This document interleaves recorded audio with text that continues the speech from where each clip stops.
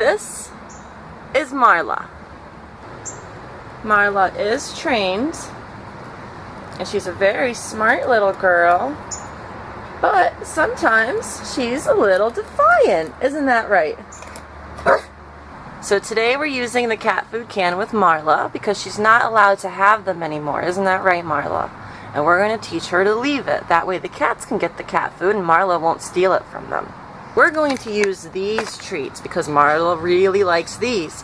So when you're trying to teach a dog leave it, and you're trying to teach them to leave something they really like, make sure you use a treat as a reward that they're going to really like too, that might be even better than what you're trying to get them to leave. But she is never to get the same thing that she is supposed to leave. If I'm teaching her to leave it with the cat food, she is never to get the cat food as a reward. Now, Marla has a basic understanding of the command leave it. She often chooses not to understand this command, even though I know she does understand it. Isn't that right, Marla? When introducing a new command to a dog, the dog doesn't understand what you're saying. Dogs don't speak English. When you say leave it to a dog who doesn't know what leave it means, you might as well be speaking French to them. Isn't that right? First, take the object that the dog wants that you do not want the dog to have and place that object in front of the dog. Cover the object with your hand so the dog cannot get at it, and then wait for the dog to look away. When the dog looks away, say leave it.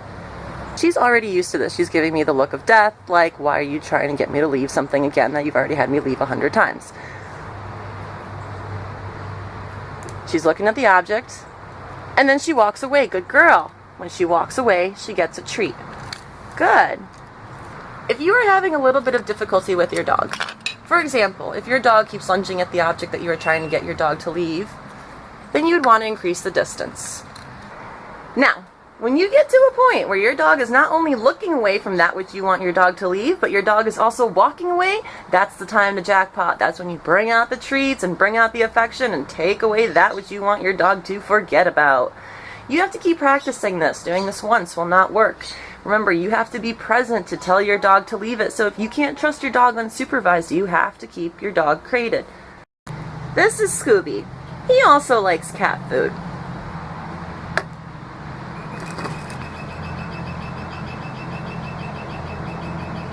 Leave it. When I'm rewarding a dog for leaving something, he does not get the leave it. He does not get the same thing as a treat that he is supposed to leave. Leave it.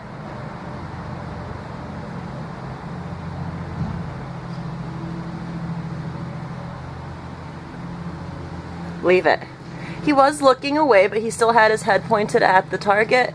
I would prefer that he completely turn his head away before I say leave it and reward him. Yes, leave it! He got up and walked away.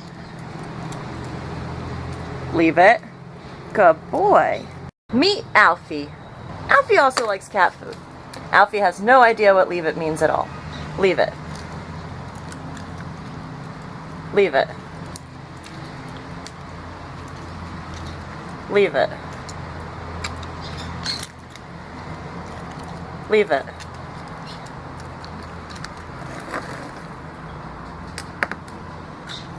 Leave it. So, because Alfie's doing such a good job leaving it, this is pretty much his first time, right, Alfie? I'm going to move the object closer to him without covering it with my hand. Leave it. Good boy. Having a backup treat as a reward makes the dog learn faster. Leave it. Yes, good boy. Awesome job, Alfie. That's the result you want to see. He doesn't even want to look at the cat food can right now. He is a little bit easier than the other two because he's not as defiant. He's more submissive, therefore easier to teach. At least in my opinion.